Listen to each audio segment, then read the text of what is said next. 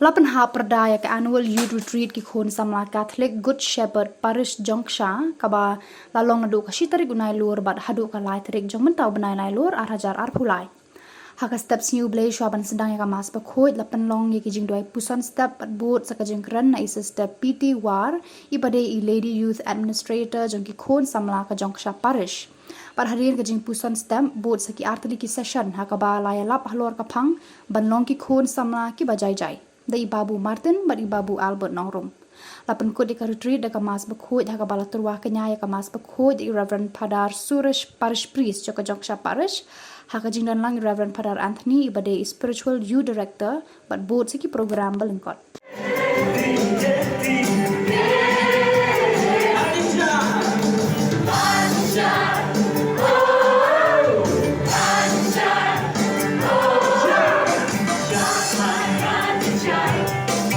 Chai